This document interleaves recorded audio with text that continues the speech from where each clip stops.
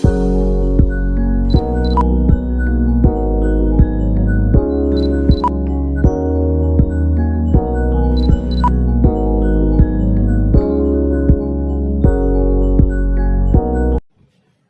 आप जानते हैं भारतीय न्याय संहिता 2023 इस नए कानून में 3 ऐसे प्राविधान हटाए गए हैं जिनकी जरूरत पड़ सकती है।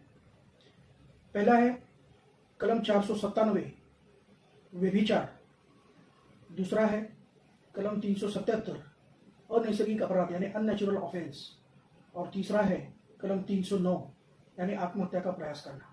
तो कलम 497 497, उसके बाद कलम 377 यानी 377 और कलम 309 यानी 309, ये तीनों कलम हटा दिए गए हैं। तो आइए जानते हैं इन तीनों कलमों के बारे में थोड़ी सी जानकारी। मैं एडवोकेट नागराज बिराजदार बहुत दिनों के बाद बातें कानूनी से, आइए जानते हैं भारतीय न्याय संहिता 2023 में से 3 ऐसे कलम हैं जो कि हटा दिए गए हैं। पहला है 497 497 व्यभिचार यानी परगमन। इसका मतलब कोई भी पति या पत्नी उसके शादी के बाहर ताल्लुकात बनाते हैं किसी पुरुष या स्त्री से, तो वो गुनाह था, लेकिन अब नए कानून के हिसाब से अब वो गुनाह नहीं रहा। उसके बाद है कलम 377 यानी अनैसर्गिक अपराध अननेचुरल ऑफेंस, मतलब स्त्री स्त्री से, पुरुष पुरुष से, स्त्री प्राणी से या पुरुष प्राणी से, या फिर स्त्री पुरुष लेकिन लैंगिक संबंध नहीं, बल्कि लैंगिक संबंध के बजाय किसी और जगह अगर लैंगिक संबंध करते हैं तो वो अननेचुरल ऑफेंस यानी अनैसर्गिक अपराध माना जाता था, लेकिन अब नए कानून के हिसाब से वो अपराध नहीं रहा।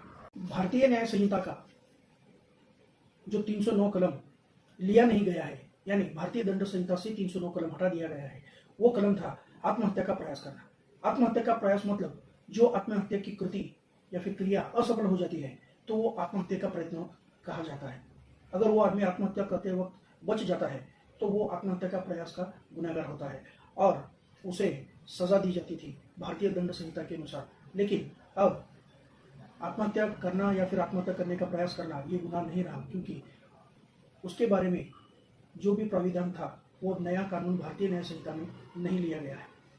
तो ऐसे ही इस कलम के बारे में ये जो 3 कलम मैंने बताए हैं, आत्महत्या का प्रयास करना, व्यभिचार और अनैसर्गिक अपराध, तो इसके बारे में ज़्यादा से ज़्यादा जानकारी डिटेल में हम सुनेंगे या फिर देखेंगे अगली वीडियो में।